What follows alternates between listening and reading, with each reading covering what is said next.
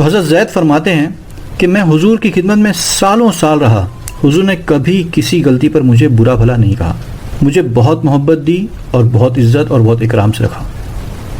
بلکہ زید رضی اللہ تعالیٰ عنہ کا واقعہ بہت مشہور ہے کہ ان کے والد کو جب پتہ چلا کہ یہ حضور کے غلام ہیں تو وہ اپنے ساتھ اپنی بستی کے کئی لوگوں کو لے کر حضور کی خدمت میں حاضر ہوئے۔ وہ لوگ اپنے ساتھ بہت سے تحفے لے کر، درہم اور دینار لے کر، یعنی پیسے لے کر حضور کے پاس اس نیت سے آئے کہ حضور کو پیسے اور تحفے وغیرہ دے کر اپنے بیٹے زید کو غلامی سے آزاد کر لیں گے۔ حضور کے پاس آئے، بات کی۔ جب حضور کو پتہ چلا، انہوں نے بہت عزت سے بیٹھایا اور کہا کہ نہ تو مجھے تحفے کی ضرورت ہے، نہ مجھے زید کی قیمت چاہیے، آپ اسے ایسے ہی لے جائیے، اگر وہ جانا چاہیں تو، اور اگر وہ خود نہ جانا چاہیں تو میں ان کو آپ کے ساتھ جانے کے لیے فورس نہیں کر سکتا۔ حضور کی بات سن کر وہ لوگ بہت خوش ہو گئے کہ اس سے بہتر بھلا کیا بات ہو سکتی ہے۔ زید رضی اللہ تعالیٰ عنہ کو بلایا گیا اور ساتھ واپس گھر چلنے کے لیے کہا گیا، پر زید رضی اللہ تعالیٰ عنہ نے نہ صرف انکار کر دیا، کہا کہ میں حضور کو چھوڑ کر نہیں جا سکتا، مجھے ان سے جو محبت ملی ہے، عزت ملی ہے، اور میں نے ان میں جو بات دیکھی ہے، میں ان پر سب کچھ قربان کر سکتا ہوں۔ وہ لوگ حیران رہ گئے کہ یہ کیا بات ہوئی، غلامی کی زندگی کو بھلا کبھی کوئی کیسے آزادی والی زندگی پر فوقیت دے سکتا ہے،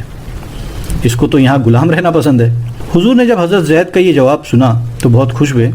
اور فرمایا کہ آج میں نے زید کو آزاد کیا، اور نہ صرف آزاد کیا بلکہ حضور صلی اللہ علیہ وسلم نے حضرت زید رضی اللہ عنہ کو اپنا منہ بلا بیٹا بنا لیا۔ وہ سارے لوگ بہت خوش ہوئے اور وہاں سے واپس ہوئے۔ تو دوستو، یہ ہے اس عظیم ہستی کے اخلاق۔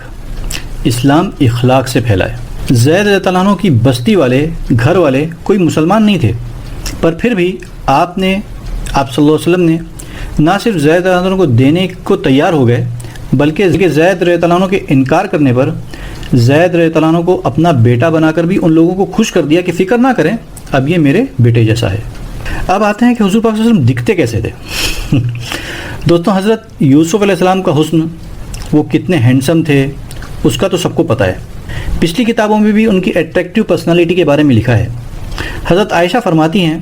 کہ عورتوں نے یوسف کو دیکھا تو ان کے حسن کو دیکھ کر اپنی انگلیاں کاٹ لیں اور پتہ بھی نہیں چلا، اگر میرے محبوب کو دیکھ لیتی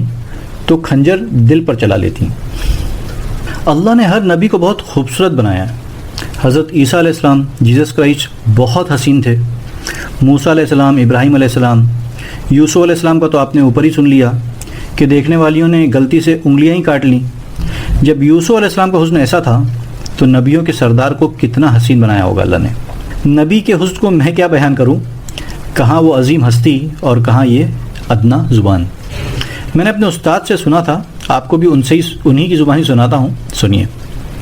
احسن من لم تر قط عینی، قربان جاؤں حسان کے دو شعر پر، آپ جیسا حسین میری آنکھ نے نہیں دیکھا۔ واجمل منک لم تلد النساء، اور آپ جیسا عالی خاندان کسی ماں نے نہیں جنا۔ ہاں، حضرت عائشہ فرماتی ہیں یوسف علیہ السلام کو دیکھا عورتوں نے تو ہاتھ کاٹے، میرے محبوب کو دیکھتی تو دل چیر کے بیٹھ جاتے۔ جمال دیکھو، جلال دیکھو، حسن دیکھو، بول دیکھو، فی صوتہ سحل، آپ کی آواز میں کشش اور رعب اور جادو اور سحر اور مٹھاس، دلوں کو پکڑنے والا حلال جادو، سحر حلال۔ فی صوتہ سحل، فی لحیتہ کثافہ، داڑھی بڑی خوبصورت بھاری، فی عینیہ دعج، آنکھ بڑی موٹی لمبی، سرخ لکیریں، آنکھ کے اندر سرخ لکیریں، اکحل اہدب احور، یہ سارے میرے نبی کی آنکھ کی صفت ہے۔ حسین آنکھ، لمبی آنکھ، موٹی آنکھ، اندر میں سرخ لکیریں، اور یہ پلکیں جو عورتیں مصنوعی لگاتی، میرے رب نے قدرتی میرے نبی کی لمبی بنائی تھی۔ لمبی آنکھ، لمبی پلکیں، ازج، یہ بھویں بڑی خوبصورت، من غیر قرن، یہاں بال نہیں ہے، فی عنقہ سطع، گردن سراہی دار۔ کیا کلمات ہیں، فی عینیہ دعج، فی عنقہ سطع، فی صوته سحل فی لحیته کثافہ لم تعبہ تھجلا لم تزری به سعلا، ایسے موٹے نہیں کہ پیٹ ادھر اور آپ ادھر، ایسے گجے نہیں کہ حسن و جمال میں کمی آ جائے، اکثر من اطول من المربوع و اکثر من المشذب، نہ اتنے لمبے کہ بدصورت ہو جائیں، نہ اتنے چھوٹے کہ بے روب ہو جائیں، یتلألأ وجهه تلألؤ القمر لیلة البدر، 14ویں رات کے چاند کی طرح چہرہ چمکتا تھا، واسع الجبین، ماتھا کھلا، ازہر اللون، رنگ کلیوں جیسا، پھول جیسا نہیں، پھول میں چمک گھٹ جاتی ہے، کلی میں چمک پوری ہوتی ہے، پھول میں کم ہو جاتی ہے، تو فرمایا کلیوں جیسا رنگ، شدید سواد الشعر، سیاہ کالے بال، یجاوز شعرہ شہمت اذنیہ، کان کی لو تک بال، نیم نہ بالکل ایسے گندے ہوئے افریقیوں کی طرح، نہ لمبے اور کھلے بلکہ پانی کی موجوں کی طرح، ہلکی ہلکی موجوں کی طرح، نیم گھنگریالے بال، کبھی مانگ نکالتے کبھی سیدھی کنگھی فرماتے، جب کبھی مانگ نکلتی سر سے ٹوپی ہٹتی یا پگڑی ہٹتی تو مانگ سے بھی نور نکلتا دکھائی دیتا تھا۔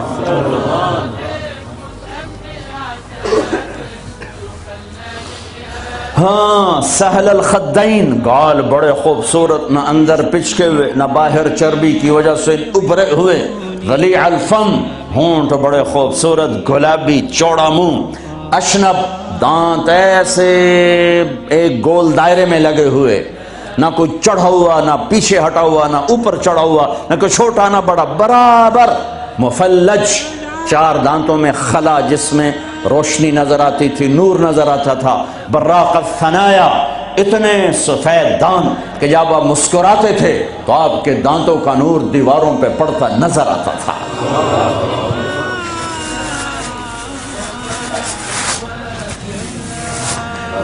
داڑھی میں، سر میں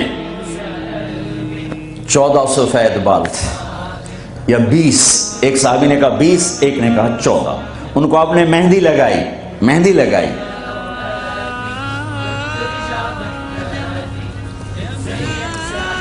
بعید ما بین المنکبین، چوڑی چھاتی، عریض الصدر، کھلا ہوا سینہ، طویل الزندین، لمبے بازو، سائل الاطراف، انگلیاں بالکل سیدھی، یہ آپ میری انگلی دیکھو، یہ تھوڑی سی ٹیڑھی آپ کو نظر آ رہی، میرے حبیب کی انگلیاں ایسے پینسل کی طرح سیدھی، رحب الراحہ، ہتھیلی کشادہ، جو شجاعت کی نشانی، دلیری کی نشانی، سخاوت کی نشانی، شطن الکفین والقدمین، یہاں ہتھیلیوں کے اوپر یہاں گوشت تھا، یہ وینز نظر نہیں آتی تھی، اور پاؤں کے اوپر بھی، خمسان الاخمسین، یہ جگہ گہری تھی جو چلنے میں مدد دیتی، فلیٹ ہو تو آدمی چلتے چلتے خود بیمار ہو جاتا، پاؤں ٹیڑھے ہو جاتے، تو یہ جگہ گہری تھی۔ مسیح القدمین، آپ کے پاؤں اتنے نازک نفیس تھے کہ اوپر جب پانی پڑتا تھا وضو کا تو یوں نیچے چلا جاتا، جیسے تیل لگے ہوئے جسم پہ پانی پڑے نا تو یوں تیزی سے جاتا ہے، ایسے میرے محبوب کے پاؤں تھے کہ تیزی سے پانی نیچے چلا جاتا تھا۔ دقیق المسربہ، اشعر الذراعین، آپ کے جسم پہ بال نہیں تھے، دقیق المسربہ، چھاتی کے درمیان بالوں کی ایک لائن تھی اس طرح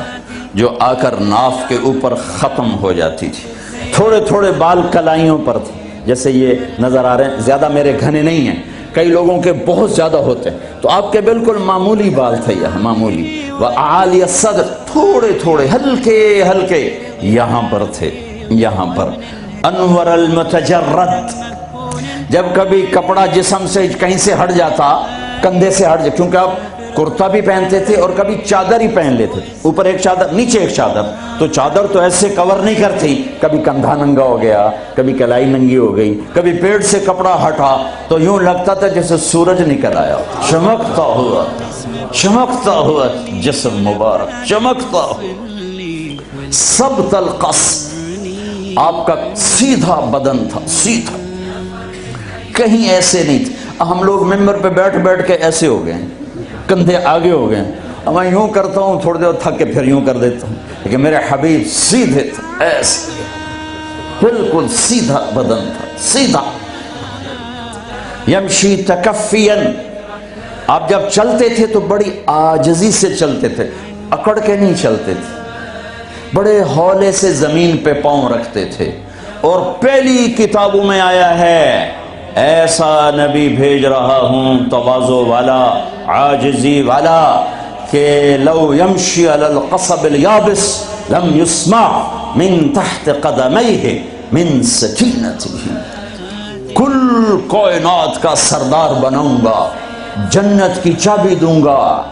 اپنا جھنڈا دوں گا، مقام محمود دوں گا، وسیلہ جنت الفردوس کا عالی مقام دوں گا، شفاعت کا حق دوں گا، اس کی شفاعت کے بغیر حساب نہ ہو، اس کی شفاعت کے بغیر جنت میں داخلہ نہ ہو، اس کے قدم رکھے بغیر کوئی نبی جنت میں جا نہ سکے، اس کی امت کے جنت میں جانے سے پہلے کوئی اور امت جا نہ سکے۔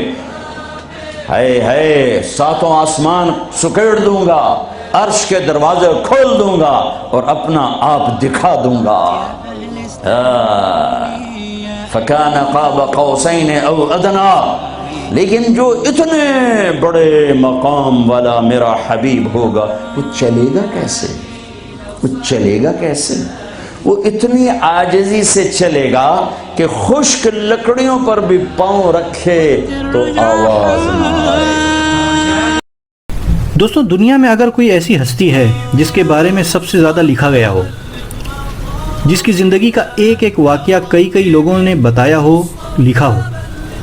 لائف کو ڈاکومنٹ کیا گیا ہو،